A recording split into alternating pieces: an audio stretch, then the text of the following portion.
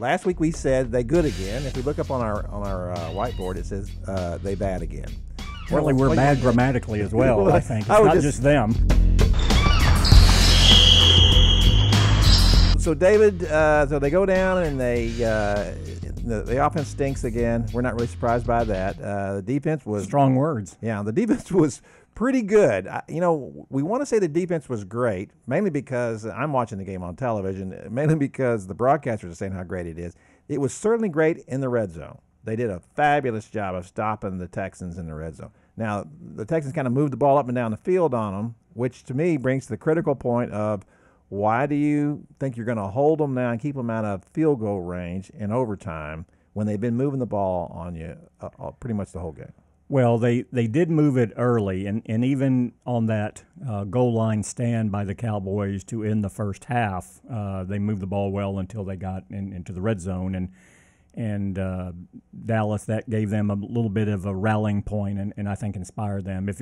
If you want to look, because I know we're going to build up to the decision to punt, and I'm not saying I agree with Jason Garrett's decision, but I'm laying out what his thought process was, and a big part of it was the defensive play in the second half. And if you go back and you look at the 8 possessions in the second half before he decided to punt in overtime back to them, Houston in the second half had gained 127 yards on something like 37 plays. So they were averaging 3.4 yards, which is remarkably low.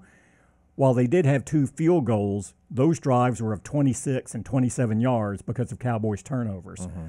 So when you look at what happened from the goal line stand on, the defense did dominate the game. It didn't really seem that way because so many plays were being made early in the game, and Watson was still moving around a lot.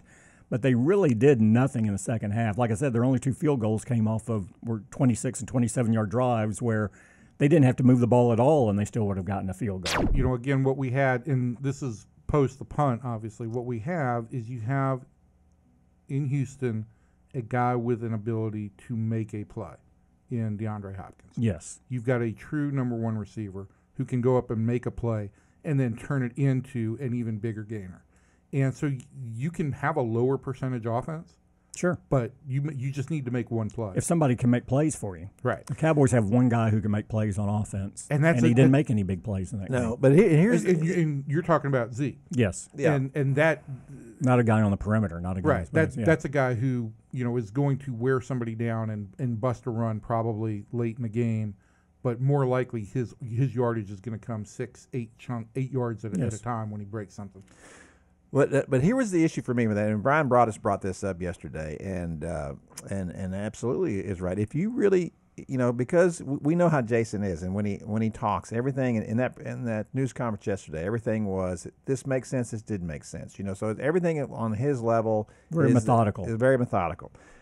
But what Brian says, so if you believe in your defense so much, why didn't you defer the kick in overtime? Because then coming back, because of the overtime rules, the way they're set up now, you can all you got to do is kick a field goal and the game's over. That undermines his rationale more than anything. You think? That's true, yeah, because again, they won the toss. If your whole point was the defense is carrying us right now, it's on a roll, let's play field position here. Let's hold them, get the ball back. Because you're going to get the ball back no matter what. Yeah. And so that to me, that's the issue with that is that he didn't do that. I think that's the greatest thing that undercuts the decision he made, even with all the – and again, he'll go through and he talk about how Elliott ran 20 times for 54 yards, and 9 of his carries resulted in 0 yardage or a loss of yardage. Right. And they lost on 3rd and 1 just before that. Right. So it's like, well, you just saw him lose yardage. Well, he's not the only guy. You also have, you had a 4th and 1 from an almost identical spot with 2 minutes left in the first half. Cowboys went for it, and Dak Prescott picked up 2 yards on a quarterback sneak. Mm-hmm. Yeah, I mean, in that situation, even whether it's whether you do a pitch or a handoff to Zeke, and you're starting him deeper in the backfield, why not just quarterback sneak with what is supposed to still be a strength with a big, strong quarterback? Yeah.